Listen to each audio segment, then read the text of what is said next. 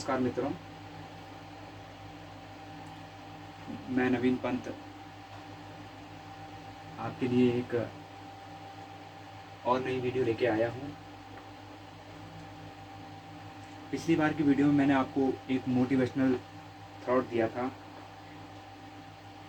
जिसमें कि मैंने आपको एग्ज़ाम से रिलेटिव कुछ ऐसे बिंदुओं पर चर्चा की थी कि आपको यदि कोई एग्ज़ाम क्रैक करना है तो वो आप किस प्रकार से आप उसकी तैयारी करेंगे, उसकी स्टडी करेंगे। तो वो टॉपिक मैंने आपको बताया था। आज मैं आपको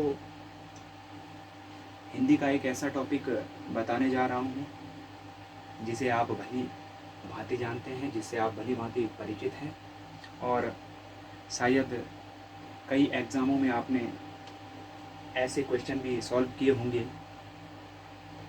जो टॉपिक मैं आपको बताने जा रहा हूँ, अलंकार, मैंने ब्लैक बोर्ड पे लिखा है।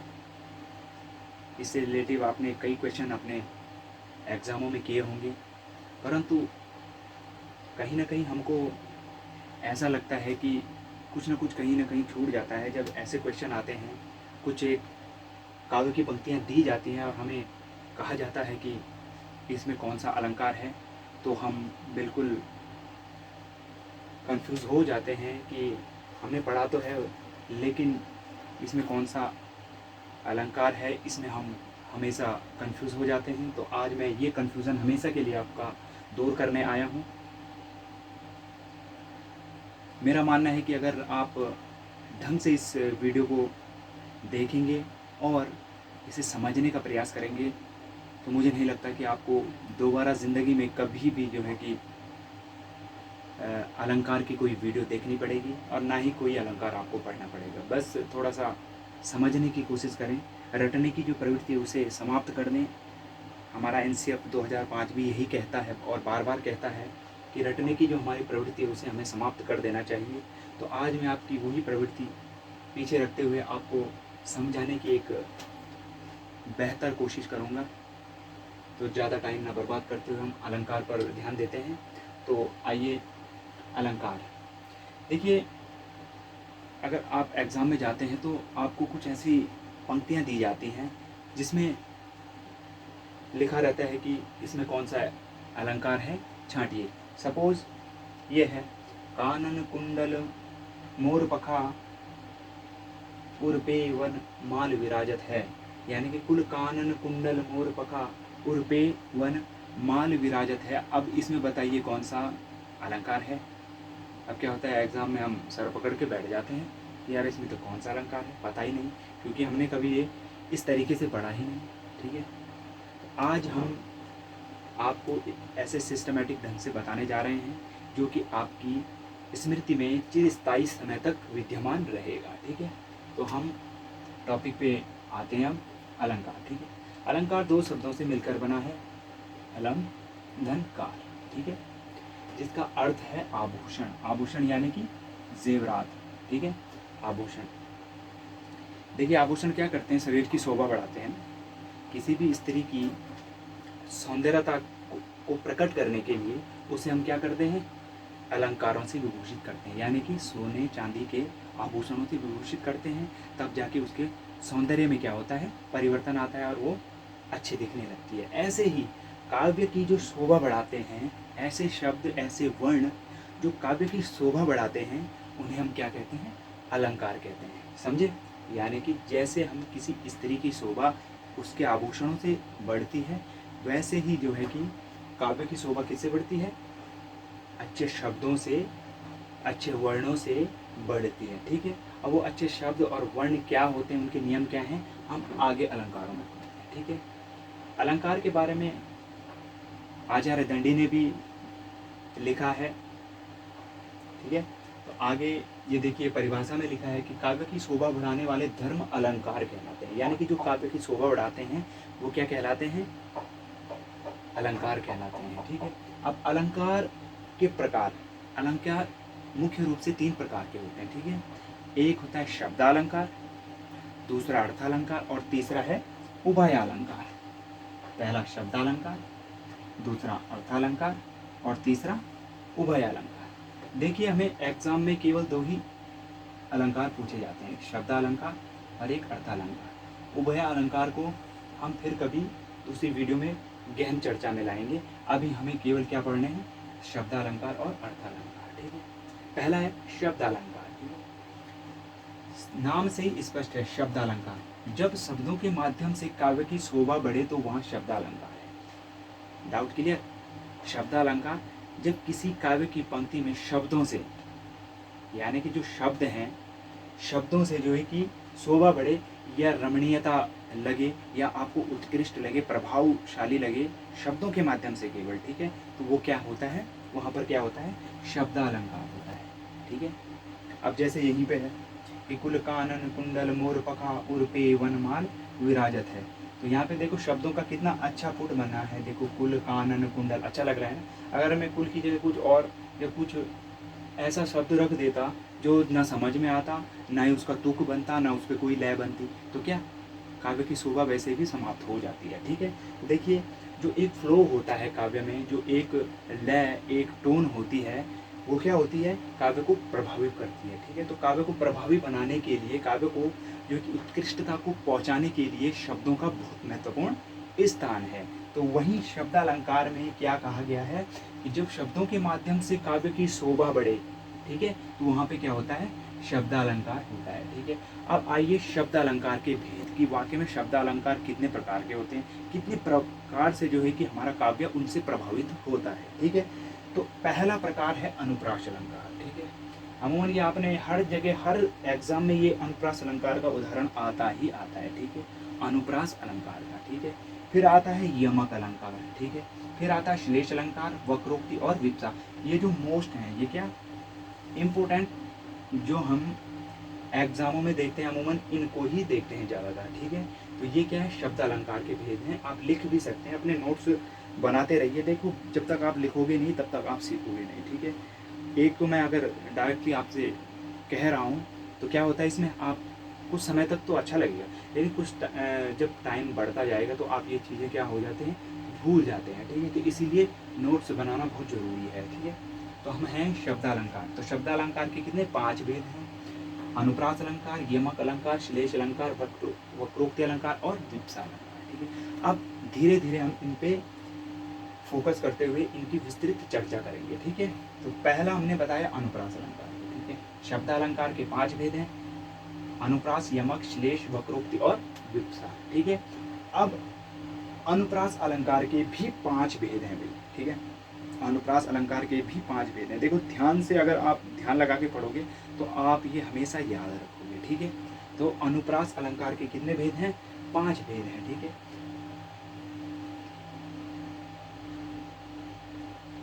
अब अनुप्रास अलंकार के 5 भेद हैं। अब पहले हम भेद पढ़ने से पहले अनुप्रास अलंकार के बारे में ध्यान लेते हैं। ठीक है, कि अनुप्रास अलंकार क्या है। देखिए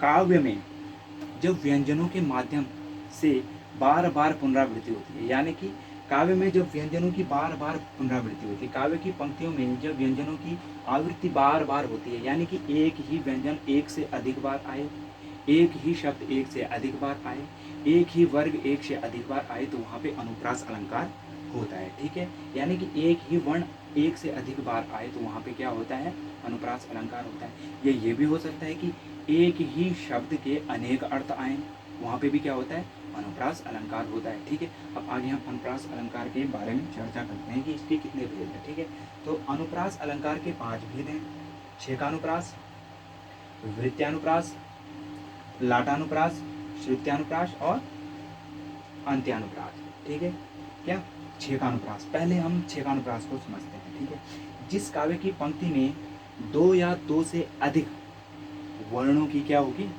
पुनरावृत्ति होगी। ठीक है, जिस काव्य की पंक्ति में 2 या 2 से अधिक वर्णों की पुनरावृत्ति होगी वहाँ छेकानुप्रास अलंकार होता है। ठीक है, अब देखिए ध्यान से देखिए, लॉजिक है, लॉजिक अभी आगे जब मैं और अलंकार बढ़ाऊंगा इसके भेद तो वो लॉजिक वहाँ पे काम आएगा। ठीक है, क्या 2 या 2 से अधिक, ये याद रखना, 2 या 2 से अधिक छेकानुप्रास में। ठीक है, अब उदाहरण देखिए, मुद मंगलमय संत समाजो जो जग जंगम तीरथ राजू, मुद मंगलमय संत समाजू जो जग जंगम तीरथ राजू, मुद मंगलमय संत समाजू, मुद अभी क्या कहा था, दो या दो से अधिक वर्ण, ठीक है। तो यहाँ पे देखो मुद भी आया, मंगल भी आया, ठीक है। तो यहाँ पे क्या हो गया, मौ की पुनरावृत्ति हो गई है, ठीक है। एक बार मौ, दो बार मौ, ठीक है।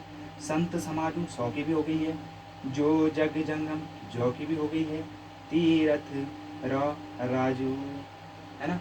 तो क्या म स ज और त और र, इन जो दो या दो से अधिक वर्ण आए हैं यहाँ पे, और उनकी क्या होगी, बार बार क्या हो गई है, उनकी पुनरावृत्ति हो गई। मुद मंगलमय, मतलब मौ की 3 बार पुनरावृत्ति हो गई है। मुद मंगलमय संत समाजू, सौ की भी हो गई है ना, समझे ना। तो यहाँ पे क्या है देखो, मौ की भी हुई है, ठीक है, सौ की भी हुई है, समाजू में सौ की, संत में भी सौ की भी हुई है, जौ की भी हो गई है, ठीक है, और रौ की भी हो गई है, ठीक है। यानी कि 4 वर्ण हैं, दो या दो से अधिक, इसमें क्या हो गया, 4 वर्णों की क्या हो गई, पुनरावृत्ति हो गई। इसीलिए यहाँ पे क्या है, छेकानुप्रास अलंकार है। जहाँ या जिस काव्य की पंक्ति में दो या दो से अधिक वर्णों की पुनरावृत्ति होती है, वहाँ पर क्या होता है, छेकानुप्रास अलंकार होता है। चलो एक और उदाहरण समझ लेते हैं इसका, ठीक है। अमियमूरिमय चूरन चारु सकल समन रुज भव परिवारु, अमियमूरमय चूरन चारु सकल समय भवरुज परिवारु। अब देखो, अमियमूरिमय, अमिय म म च स र और र, है ना। तो यानी कि देखो यहाँ पे अ की भी हुई है पुनरावृत्ति 2 बार, अमियमूरिमय, ठीक है। यहाँ पे मौ की पुनरावृत्ति हुई है, ठीक है। चौ की भी पुनरावृत्ति हुई है, ठीक है। सौ की भी पुनरावृत्ति हुई है, और रौ की भी पुनरावृत्ति, यानी कि 4 वर्णों की यहाँ पे पुनरावृत्ति हुई है। दो दो बार वो 4 वर्ण आए हैं, इसीलिए यहाँ पे क्या है, छेकानुप्रास अलंकार है। डाउट क्लियर हुआ, है ना, हुआ ना। अमी अमूर्मय चूरन चारु सकल समन समन सकल भवरुज परिवारु, ठीक है। तो यहाँ पे जो है कि क्या है, मौ की भी पुनरावृत्ति हुई है, चौ की भी हुई है, सौ की भी हुई है, और रौ की भी हुई है, इसीलिए यहाँ पे क्या है, छेकानुप्रास अलंकार है। डाउट क्लियर हुआ, है ना। अब आ जाइए वृत्त्यानुप्रास, एक दूसरे से जुड़े हुए हैं, देखो ध्यान ध्यान से हैं। वृत्त्यानुप्रास अलंकार, जिस काव्य की पंक्ति में एक ही वर्ण की आवृत्ति हुई, वहां वृत्त्यानुप्रास अलंकार है।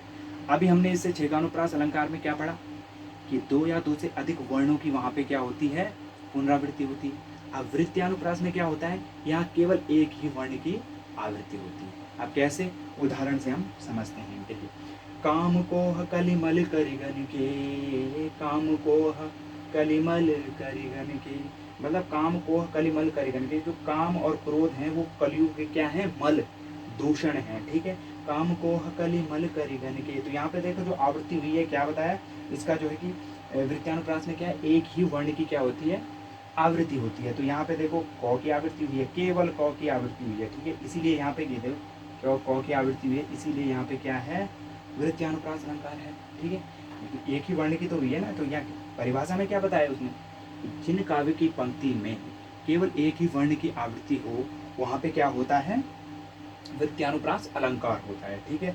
तो वृत्त्यानुप्रास अलंकार का उदाहरण कितना अच्छा है, देखो, काम कोह कलिमल करिगन के, यहाँ पे क की आवृत्ति बार बार हुई है, एक ही वर्ण की, ठीक है। अब दूसरा उदाहरण देखिए, दूसरा उदाहरण समझते हैं। तरनी तनुजा तट तमाल तरुवर बहु छाई, तरनी तट तमाल, यानी कि गंगा और यमुना के तट पर तमाल के बहुत सारे वृक्ष हैं, ठीक है। वृक्ष पाए जाते हैं, वृक्ष हैं, ठीक है, बहुत फैले हुए हैं वृक्ष। कहाँ, तरनी तनुजा तट तमाल, तरनी तनुजा यानी कि गंगा यमुना के तट पर तमाल के बहुत सारे वृक्ष फैले हुए हैं। तो यहाँ पे तौ की पुनरावृत्ति हुई है ना, तरनी तनुजा तट तमाल तरवर बहु छाई, यानी कि तौ की आवृत्ति हुई है। तो यहाँ पे क्या है, यहाँ पे वृत्त्यानुप्रास, यानी कि अनुप्रास क्या बना रहा है, वृत्त बना रहा है, ठीक है। एक ही वर्ण का वृत्त, यानी कि अगर यहाँ पे तौ है तो वो पूरा तौ यहाँ तक घूमेगा, इसीलिए इसे वृत्त्यानुप्रास कहते हैं, ठीक है। लॉजिक है, समझिए, ठीक है, रटने की जरूरत नहीं है, केवल समझने की जरूरत है। देखो छेकानुप्रास में क्या था, दो या दो से अधिक वर्णों की क्या हो रही थी, पुनरावृत्ति हो रही थी। अब वृत्त्यानुप्रास में क्या हुआ, एक ही वर्ण की पुनरावृत्ति हो रही है, ठीक है। अब अगला आता है हमारा लाटानुप्रास, ठीक है। ये अनुप्रास का तीसरा जो कि प्रकार है लाटानुप्रास।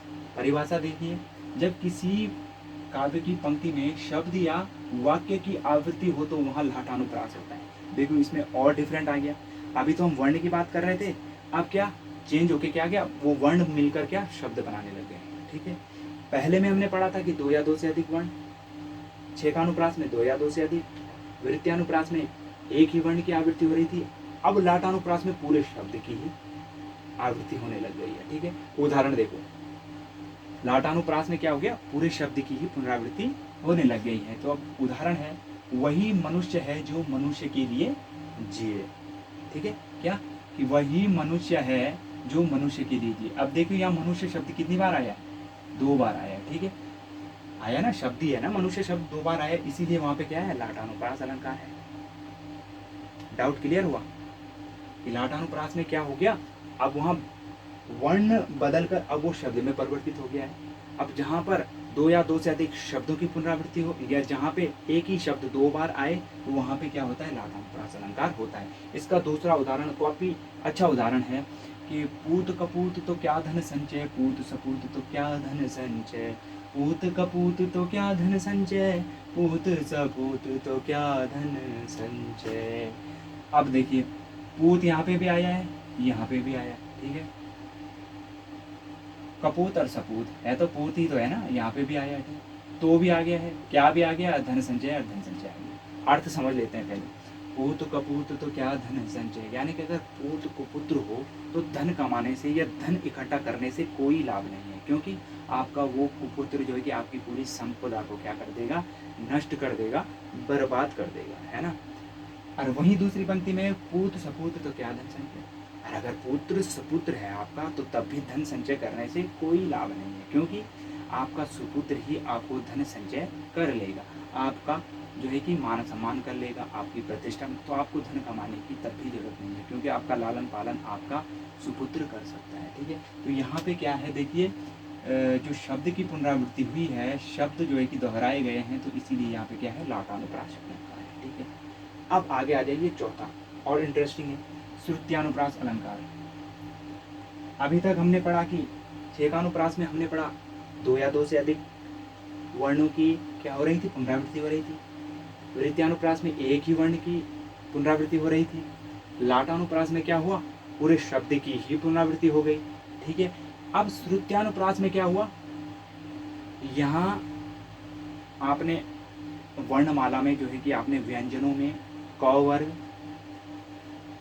च वर्ग, त वर्ग, ट वर्ग और प वर्ग, ठीक है, क वर्ग, च वर्ग, ट वर्ग, त वर्ग और प वर्ग पढ़े हैं ना, जिसमें हमारे 25 व्यंजन आते हैं। ठीक है, तो क वर्ग में 5 व्यंजन, च वर्ग में 5 व्यंजन, ट वर्ग में 5 व्यंजन, त वर्ग में 5 व्यंजन और प वर्ग में भी 5 व्यंजन आते हैं। तो अब यहाँ श्रुत्यानुप्रास में इन व्यंजनों का ही अब मेन रोल है। अब कैसे है, जिस काव्य की पंक्ति में किसी एक वर्ग के संपूर्ण वर्ण आ जाएं, ठीक है, जिस काव्य की पंक्ति में किसी एक वर्ग के संपूर्ण वर्णों की आवृत्ति हो जाए या संपूर्ण वर्ण आ जाए, तो वहां पे क्या होता है, लाटानुप्रास अलंकार, माफ कीजिएगा, श्रुत्यानुप्रास अलंकार होता है।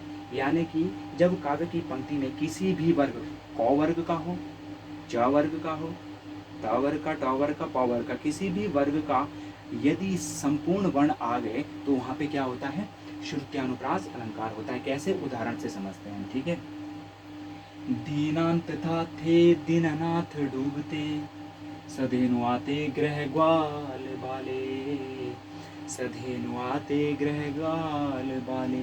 दीनांत था यानी कि दिन का अंत था, थे दीननाथ डूबते। दीननाथ किसे कहते हैं, सूर्य भगवान को कहते हैं। दीनांत दिन का अंत, ठीक है। सधेनु मतलब गायों के साथ, ग्रह ग्वाल बाले अपने घर को वापस ग्वाल बाल लौट रहे हैं। तो क्या है कि दिन का अंत हो रहा था और दीनानाथ डूब रहे, यानी कि सूर्य भगवान अस्त हो रहे थे।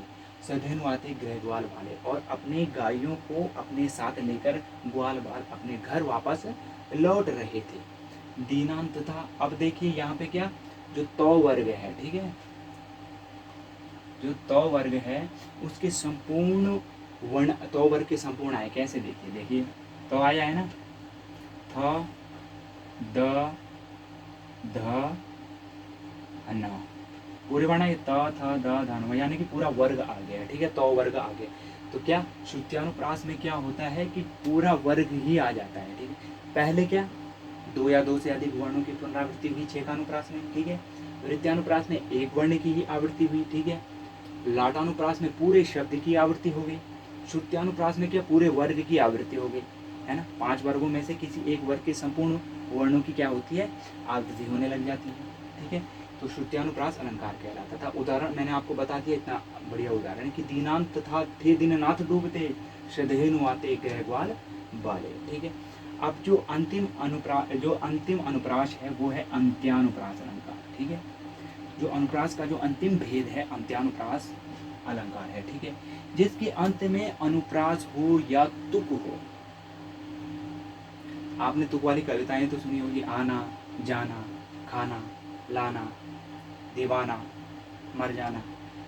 अंत में जो है कि क्या हो, तुक बने, या अंत में जो प्रथम पंक्ति का जो अंतिम शब्द अंतिम वर्ण है, और या शब्द भी कह सकते हैं, अंतिम शब्द है, और द्वितीय चरण का जो अंतिम वर्ण या शब्द है वो क्या होते हैं, एक समान होते हैं, ठीक है। जैसे मांगी नाव न केवट आना, कहीं तुम्हारे मरम मैं जाना। मांगी नाव न केवट आना, कहीं तुम्हारे मरम मैं आना जान। देखो आना और जाना ये क्या हो गए, तुक बन गए हैं। तो यहाँ पे क्या होता है, अंत्यानुप्रास अलंकार। बहुत सारी कविताएं होती हैं, बहुत सारे दोहे होते हैं जिसमें जो है कि अंत में क्या होता है, अंत्यानुप्रास होता है, ठीक है। और लगभग जो है कि मेरे विचार से जितने भी दोहे हैं या चौपाइयाँ हैं उनमें जो है कि अंत्यानुप्रास अलंकार होता ही होता है, ठीक है। ये तो थे आपके अनुप्रास अलंकार के भेद थे, ठीक है। अब ये था शब्द अलंकार। शब्द अलंकार में अनुप्रास अलंकार के मैंने आपको भेद बता दिए हैं, ठीक है। इसमें अनुप्रास अलंकार का पहला था छेकानुप्रास अलंकार, जिसमें 2 या 2 से अधिक वर्णों की पुनरावृत्ति हो रही थी। दूसरा है वृत्यानुप्रास, इसमें जो कि एक ही वर्ण की वृत्ति या आवृत्ति हो रही थी, ठीक है। तीसरा है लाटानुप्रास, यहाँ क्या हुआ, परिवर्तन होकर शब्द पूरे शब्द की ही आवृत्ति होने लगी है। चौथा क्या है, श्रुत्यानुप्रास। श्रुत्यानुप्रास में क्या हुआ, पूरे वर्ग की आवृत्ति होने लग गई है, ठीक है। पूरे वर्ग यानी कि कौ वर्ग के पूरे या तौ वर्ग के पूरे जितने भी वर्ण हैं 5 के 5 वर्णों की क्या होती है, आवृत्ति होने लग गई है, ठीक है। और अगला जो कि अंत्यानुप्रास है उसमें क्या है, अंत में ही अनुप्रास था, ठीक है। नाम से ही स्पष्ट है कि अंत में अनुप्रास, ठीक है। अब शब्दालंकार का दूसरा भेद है यमक अलंकार, ठीक है। यमक अलंकार, जब एक शब्द 2 या 2 से अधिक बार आए और प्रत्येक बार उसका अर्थ क्या हो, भिन्न हो। अब यहाँ पे क्या था, लाटानुप्रास में क्या हुआ था, अब कंफ्यूजन तो है ना। लाटानुप्रास में क्या हो कि एक शब्द 2 बार आ गया। अब यहाँ क्या है, एक शब्द 2 बार तो आएगा लेकिन उस यहाँ पे अर्थ क्या था, समान था, उनका एक ही अर्थ है, पूत का पूत रहेगा, ठीक है, क्या का क्या रहेगा, धन संचय दोनों समान थे, ठीक है। अब यमक अलंकार में क्या होता है कि इसमें एक शब्द 2 बार आता है लेकिन 2 ही बार उसका अर्थ क्या हो जाता है, भिन्न हो जाता है। याद रखना, ठीक है, उसका 2 ही बार अर्थ अलग भिन्न हो जाता है। जैसे उदाहरण से समझाता हूँ मैं आपको, देखो, काली घटा का घमंड घटा, काली घटा का घमंड घटा, यानी कि काली घटा ये शब्द अलग है। अरे भाई घटा तो एक ही है ना, दिखने में तो एक ही लग रहे हैं घटा, लेकिन यहाँ जब प्रयोग करते हैं तो क्या, काली घटा मतलब काले बादल। यहाँ घटा का अर्थ क्या है, बादल से है, ठीक है। और घमंड घटा का अर्थ यहाँ क्या है, डिक्रीज होना, यानी कि कम होना, ठीक है, कम होना या ऋणात्मक, डिक्रीज होना से हम कह सकते हैं। तो काली घटा का घमंड घटा, यहाँ देखो शब्द तो दिखने में एक जैसे लेकिन इनका प्रयोग करने पर इनके अर्थ क्या हो जाते हैं, भिन्न हो जाते हैं। तो काली घटा का घमंड घटा, यहाँ काली घटा बादलों से संबंधित है और यहाँ घमंड घटा कम होने से संबंधित है, मात्रा में क्वांटिटी कम होने से संबंधित है, ठीक है। ये काफी अच्छा उदाहरण इसमें है। एक और उदाहरण इसका बहुत बढ़िया है कि कनक कनक ते 100 गुने मादक ता अधिकाय, जग पाए बोराए या जग खाए बोराए, ठीक है। कनक थे, कनक मने होता है, एक जगह तो उन्होंने धतूरा कहा है कनक के लिए, एक जगह सोना कहा है कनक के लिए। तो अब क्या है कि अगर कोई व्यक्ति सोने को प्राप्त करता है तो क्या वो पागल हो जाता है, भाई ऑब्वियसली बात है। अगर किसी आप लोगों को अगर कहीं पे सोना मिल गया, कहीं पे पड़ा हुआ मिल गया, तो आप तो वैसे ही पागल हो जाओगे, मैं भी पागल हो जाऊँगा, सारी दुनिया पागल हो जाएगी, वैसे होना नहीं चाहिए, ठीक है। तो क्या वो पागल हो जाता है। और कनक दूसरी ओर, वो कनक का अर्थ बता रहे हैं क्या, धतूरे से। भाई अगर कोई भांग धतूरा पीता है तो वो भी क्या हो जाता है, पागल होता है, ठीक है।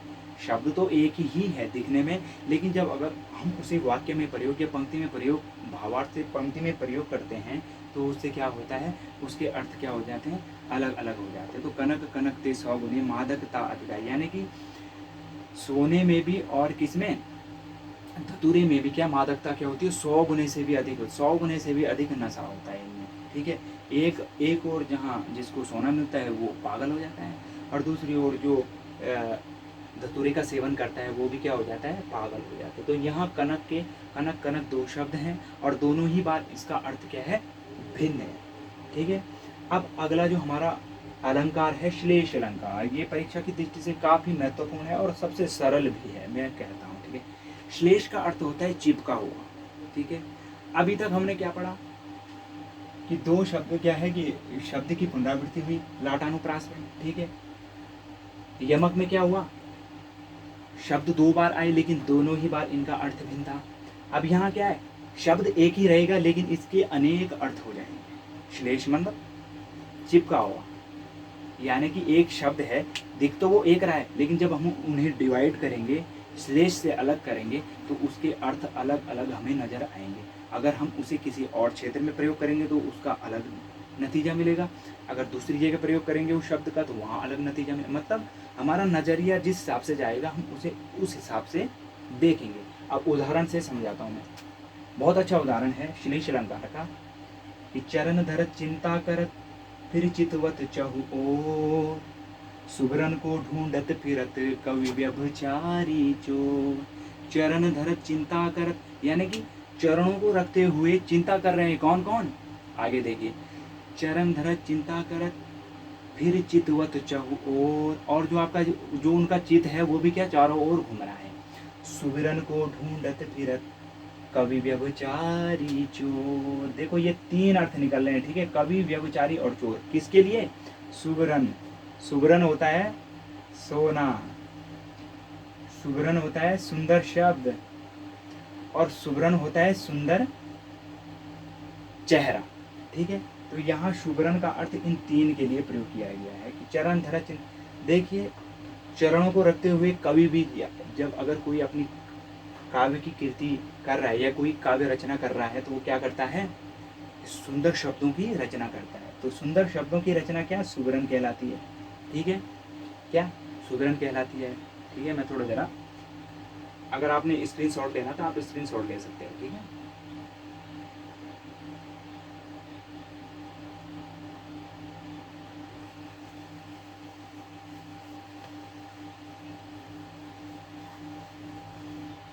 तो मैं आपको बता रहा था कि शुभ्रन, ठीक है, श्लेष अलंकार का उदाहरण है। तो यहाँ चरण धरत चिंता करत फिर चितवत चहु ओर, सुगरन को ढूंढत फिरत कवि व्यभिचारी चोर। देखो सुगरन, ठीक है, यहाँ सुगरन के क्या है, तीन अर्थ है। पहला कवि, देखिए पंक्ति में पहला आया है कवि, ठीक है, दूसरा आया सुगरन का व्यभिचारी,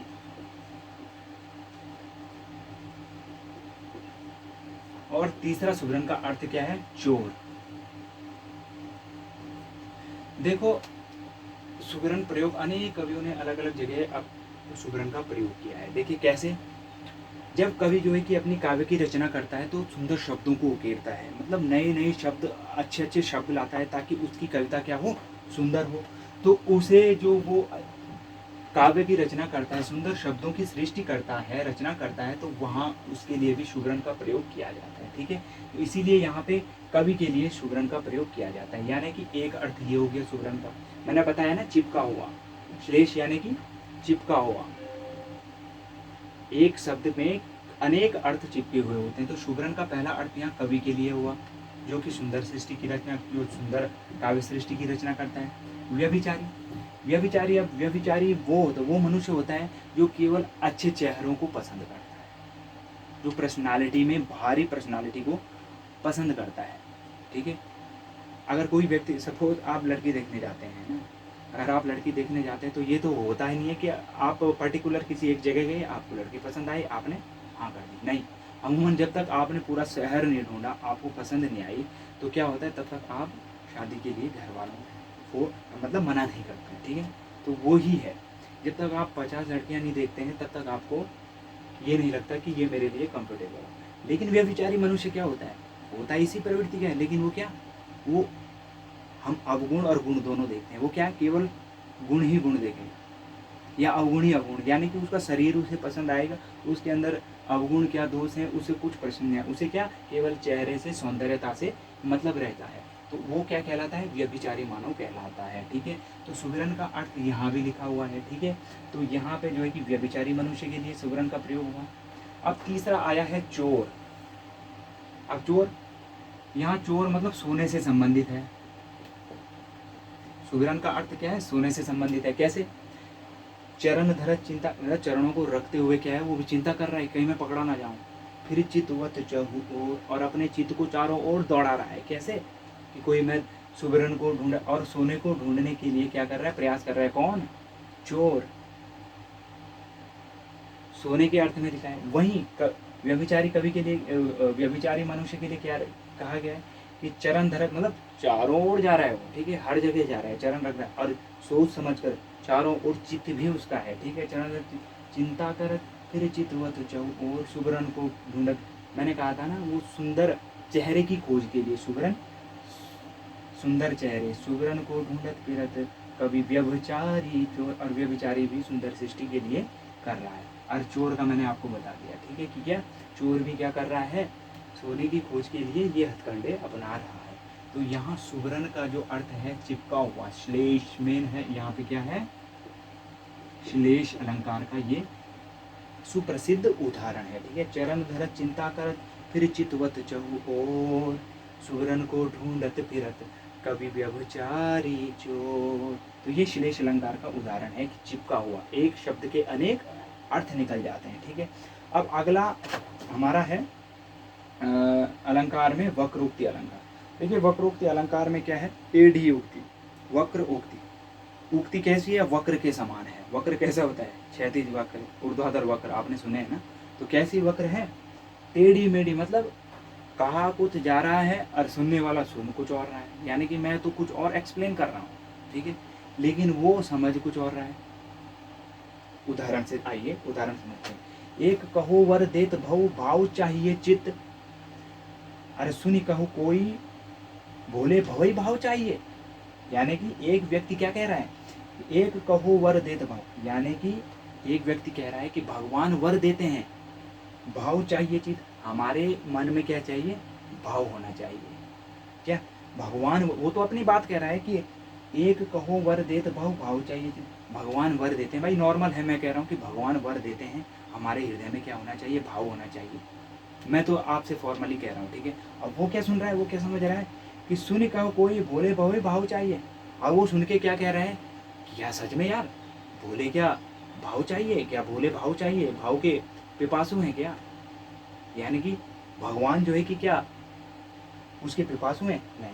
मैं क्या कह, मतलब वो आदमी क्या कह रहा है कि एक कहो वर देत भाव चाहिए। तो भाई नॉर्मल सी बात है कि यार भगवान, एक ने कहा कि क्या कहा कि वर दे, भगवान वर देते हैं, भाई दिल में भाव होना चाहिए, वो तो 100% देते ही देते हैं। ठीक है, दूसरा क्या कह रहा है कि वो क्या सुन रहा है, सुनी कहो कोई भोले भाव भाव चाहिए, क्या भोले को भाव चाहिए। भाई भगवान तो कह नहीं रहे ना मुझे भाव चाहिए, वो तो हमारी अंतरात्मा कह रही कि भाई हमें क्या भगवान वर देंगे अगर हमारे दिल में श्रद्धा होगी, है ना।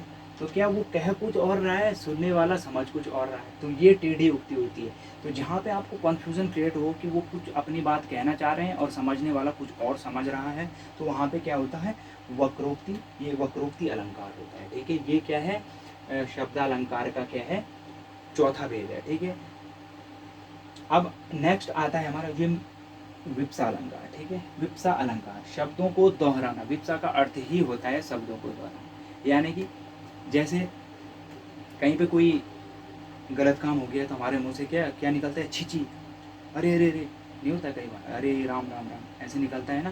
तो यहाँ पे जहाँ पे हम शब्दों को दोहराते हैं तो वहाँ पे क्या होता है, विप्सा अलंकार। जैसे छीची हो गया, ठीक है, छीची हो गया, राम राम, अरे अरे अरे, चुप चुप चुप।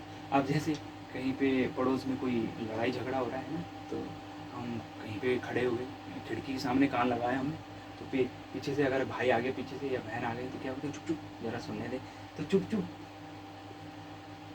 ओहो, ये भी होता है ना कई बार, ओहो मतलब कहीं टोंट कर रहे हैं हम कहीं पे, और हम क्या उसे दिखाना चाह रहे थे, ओहो कैसी बात कर दी आपने। तो ये जो शब्द दोहराए जाते हैं तो यहाँ पे क्या होता है, विप्सालंकार होता है। ठीक है, तो दोस्तों ये थे हमारे शब्दालंकार के भेद। ठीक है, ये क्या थे, हमारे शब्दालंकार के प्रमुख भेद थे। आज मैंने ये शब्दालंकार का टॉपिक क्लियर कर दिया है, एक बार और समझा देता हूँ मैं आपको। ठीक है, देखिए अलंकार काव्य की शोभा बढ़ाने वाले धर्म जो है कि अलंकार कहलाते हैं। ठीक है, अलंकार के मुख्य रूप से 5 भेद हैं, अनुप्रास अलंकार, यमक अलंकार। ठीक है, शब्दालंकार के वैसे तो 2 भेद हैं मेन, शब्दालंकार और अर्थालंकार। शब्दालंकार इसके 5 भेद हैं, अनुप्रास अलंकार, यमक अलंकार, श्लेष अलंकार, वक्रोक्ति अलंकार और विप्सा अलंकार। अनुप्रास अलंकार के मैंने आपको 5 भेद बताए हैं, आप अच्छे से समझ गए होंगे। पहला है इसमें 6 का अनुप्रास अलंकार, जिसमें 2 या 2 से अधिक वर्णों की आवृत्ति होती है। दूसरा अलंकार आता है वृत्त्यानुप्रास, इसमें एक ही वर्ण की आवृत्ति होती है।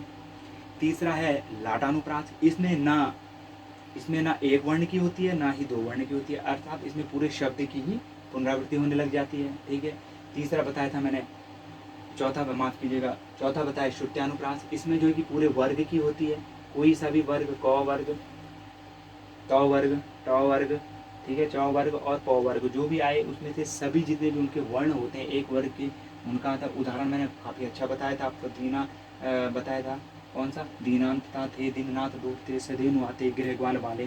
ठीक है, इसमें श्रुत्यानुप्रास था, अंत्यानुप्रास जिसके अंत में अनुप्रास हो। ठीक है, यमक इसमें बताया था मैंने कि एक शब्द 2 बार आता है और दोनों ही बार उसका क्या है, अर्थ क्या होता है, भिन्न हो जाता है। काली घटा का घमंड घटा इसका अच्छा उदाहरण था। कनक कनकते सौगुने, ये तो अमूमन पूछा भी जाता है एग्जाम में। श्लेष अलंकार चिपका हुआ, मैंने बताया आपको कि शुभ्रन के वहाँ 3 अर्थ थे, चरण धरत चिंता करत, फिर चितवत चहु ओर, शुभ्रन को ढूंढत फिरत, कवि व्यभिचारी चोर, काफ़ी अच्छा उदाहरण था श्लेष अलंकार का। ठीक है, वक्रोक्ति अलंकार, इसमें जो है कि टेढ़ी युक्ति जो समझ में ही ना आए, या मैं कहना कुछ और चाह रहा था और सुनने वाला कुछ और ही समझ गया। एक कहो वर देत बहु भाव चाहिए चित्त, सुनी कहो कोई भोले भव भाव चाहिए। और अंतिम जो शब्दालंकार का भेद था वो था विप्सालंकार, जो कि शब्दों को दोहराना, ये मैंने आपको बता दिया, छी राम राम, अरे चुप चुप, ओ हो, ठीक है, या हो, जो भी आप समझ सकते हैं। ठीक है, तो ये मैंने जो आपको प्रमुख जो कि एग्ज़ाम की दृष्टि से काफ़ी महत्वपूर्ण है वो मैंने आज आप पे चर्चा की है। तो दोस्तों वीडियो कैसा लगा कमेंट करें और ज़्यादा से ज़्यादा शेयर करने की इससे कोशिश करें। मिलता हूँ मैं नेक्स्ट वीडियो में, तब तक के लिए अपना ध्यान रखिए और अपने एग्ज़ाम की तैयारी करते रहें। थैंक यू, जय श्री राम, जय उत्तराखंड।